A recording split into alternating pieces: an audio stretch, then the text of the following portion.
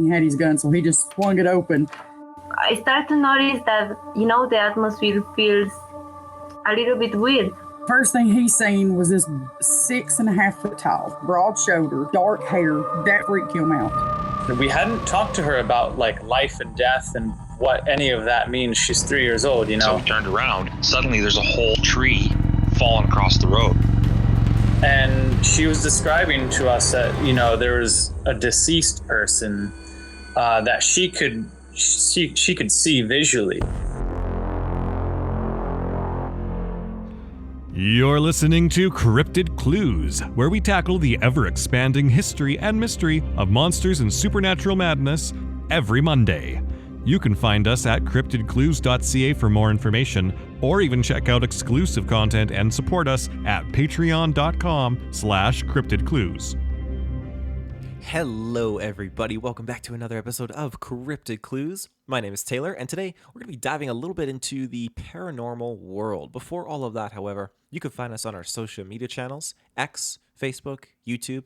Additionally, if you want to reach out, share a story, or just say hi, you can do so via our email, cryptidclues@gmail.com. So, last week's episode, we explored the world of possession, demons, and exorcisms further.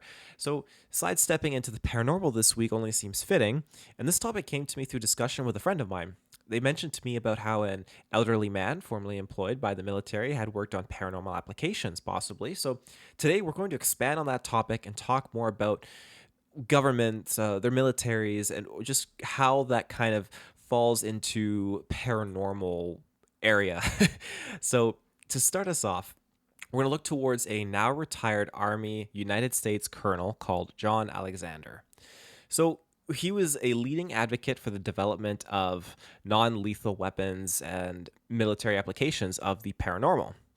Now, this man had a lot of experience. He traveled across continents and met with many different cultures, immersing himself with the natural, cultural, spiritual side of things. And we also know that he is retired from working at the Los Alamos National Laboratory. So, a side tangent, the Los Alamos National Laboratory is one of the 16 research and development laboratories of the United States Department of Energy.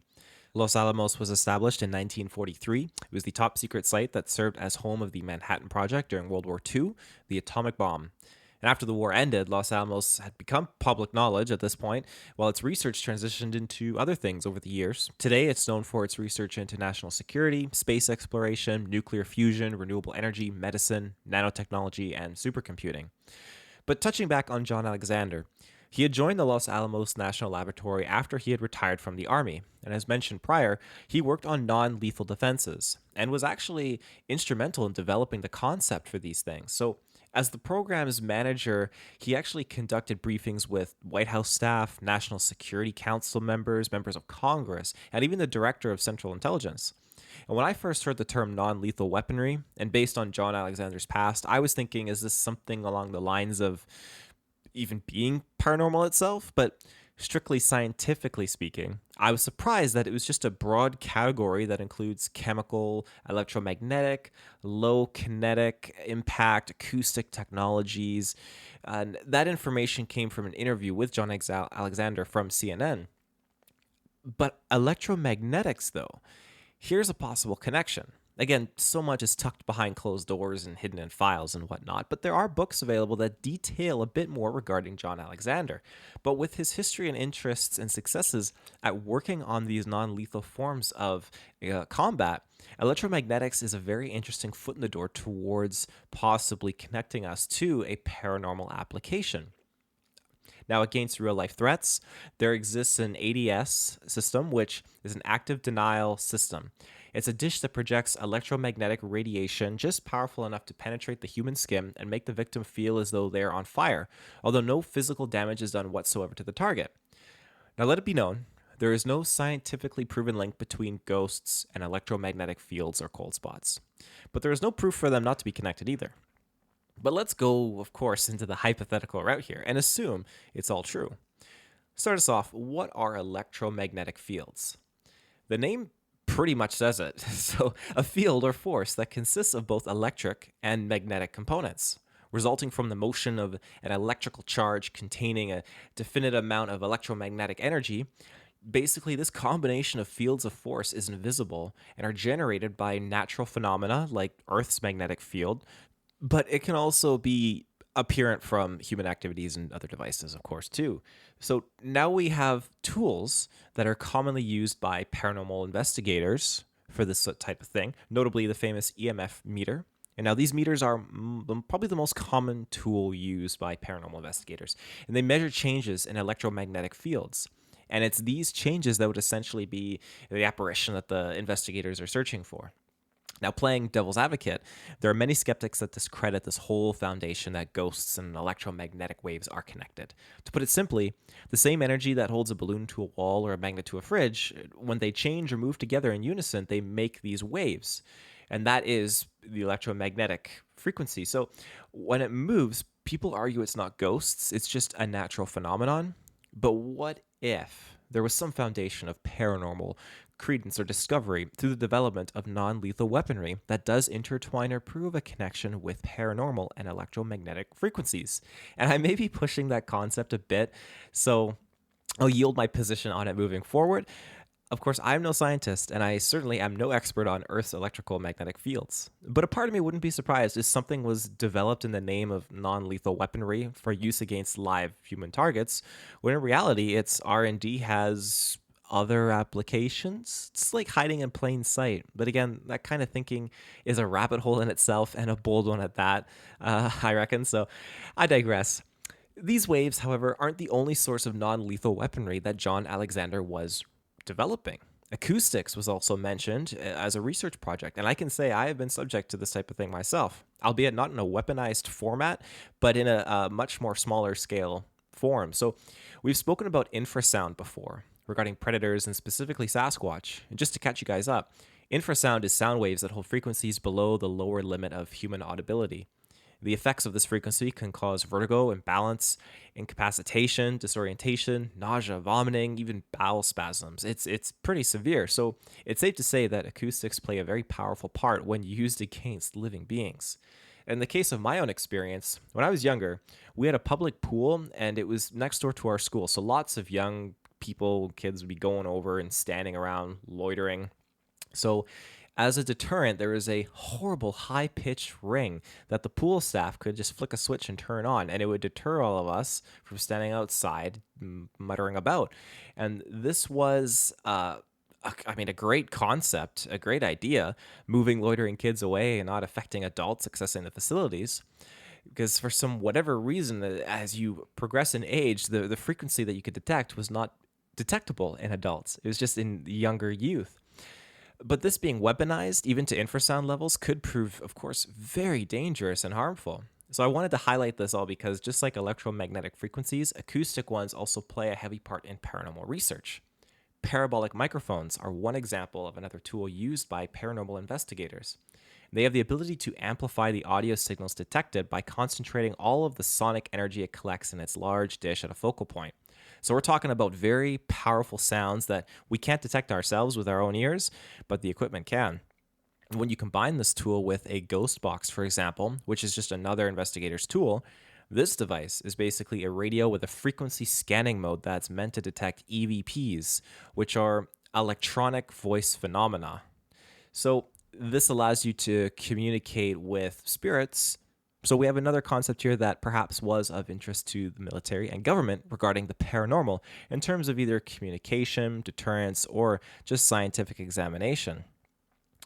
Now, the reasoning behind highlighting these forms of non-lethal weapons and technologies is because they share maybe this hypothetical connection to the paranormal, and maybe, I'm being bold here again, John Alexander was indeed working on something connected with these technologies for the military.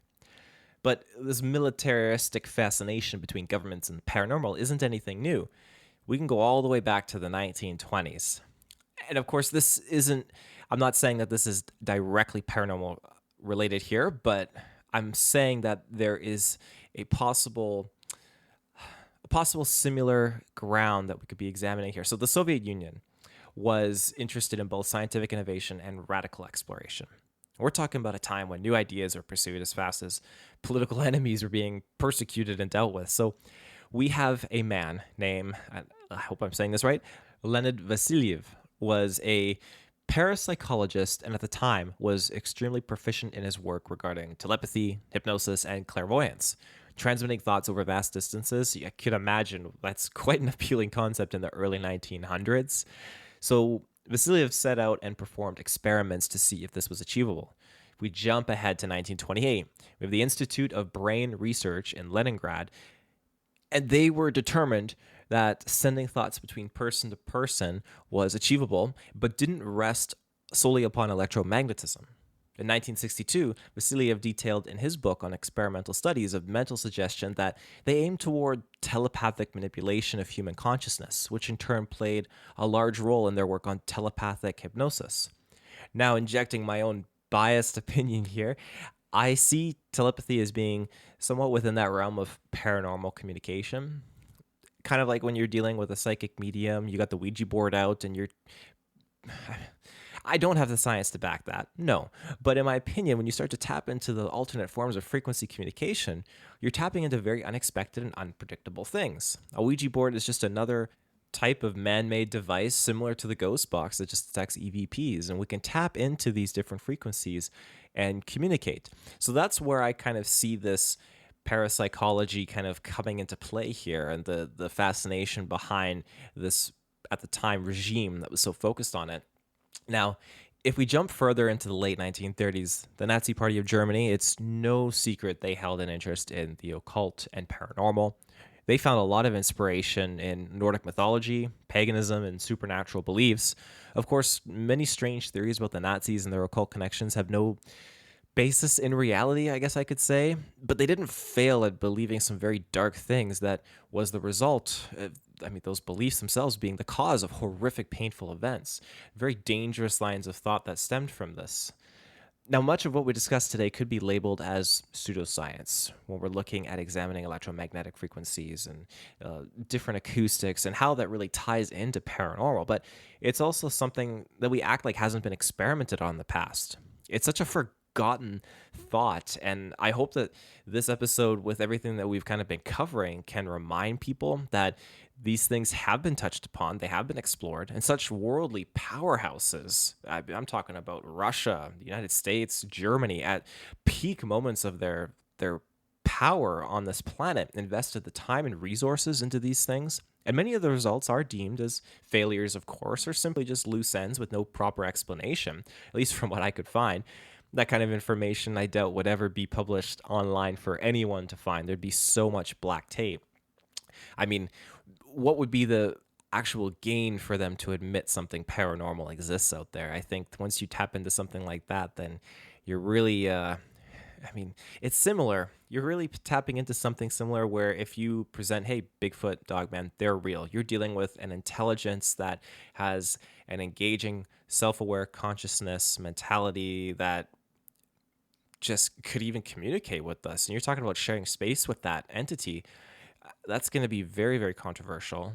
People are not ready for that type of thing. It's like aliens. If aliens come down, people are not going to be able to handle that sort of thing. It contradicts and it interrupts many beliefs that people have. And so if you're bringing things down from the sky, just imagine what you're doing if you're bringing things up from down below. You're saying that ghosts exist and the paranormal is all real. People are going to be wanting to grieve, speak to loved ones, communicate, and that's all. That's a positive thing for sure, but we have to remember too that there are dark forces that are connected to these paranormal worlds. There are things that are demonic, like we talked about in last week's episode, and you have to be careful, and you have to understand how to be prepared to deal with these things. That's why personally I don't like the idea of using a ghost box. I don't like the idea of using a Ouija board. I think that if you go into certain very dark, negative locations, for example, what the Nazi Party of Germany did, if you were to go into some very, very old locations that they committed some of these atrocious acts, I feel like you'd have to be very careful because there are probably some very dark manifestations that just thrive in those areas. It's the same thing where you deal with haunted houses and there was a murder, there was something that took place, and albeit either possession or just outright just negative actions that occurred without any demonic interference, the manifestations that have taken place there that follow that, you just have to be careful. because once you start opening yourself up to these things will latch on, and they'll see you as like that light in the dark. Again, do I have scientific fact to back that? No. That's just something I, in my examination, have felt. Especially when you look at someone who has seen a Bigfoot, I feel like it flicks a light on, because then they see another one. Sometimes they'll never see another one again, but in most cases, when people out of the blue talk about their experience, like, yeah, and I had another one happen at this time. It's like, whoa, really? So I digress. What I'm getting at is that while science hasn't proven that these technologies and applications that militaries have been working on over the past centuries aren't connected with the paranormal, it is definitely apparent that over the course of this past century, human governments and their militaries have expressed this amount of interest in the psychic paranormal topic through their research and experiments. And is that going to keep on going behind closed doors, whether or not they still are doing that kind of thing? As we talked about Los Alamos, the technology has transitioned. The research focus has transitioned from creating the atom bomb to non-lethal weaponry, and now we're looking at fusion technology, space exploration. So our focuses have changed. And perhaps it's just because they figured something out and thought, you know what, we don't have to worry about that. We can leave that in the dust. We got it all boxed away. Let's move on to the next big mystery. But at least we still have our paranormal investigators that are going out there and trying to find the truth and just see what's going on. And I'll give them credit. There's some very questionable footage out there that has some very interesting apparitions and manifestations that are caught on camera. But I digress. That's all the time that we got for today's episode. I hope you enjoyed it. Thank you for tuning into today's episode of Cryptid Clues. Be sure to check out our social media channels, X, YouTube, Facebook. If you wish to reach out to us directly, shoot us an email, cryptidclues@gmail.com. And let us know, too. I'd love to know what your experience is and how you feel about the military possibly engaging and researching in different applications for paranormal engagement or communication. The list really goes on when you think about it. But anyways, so until next time, everyone, take care and stay safe.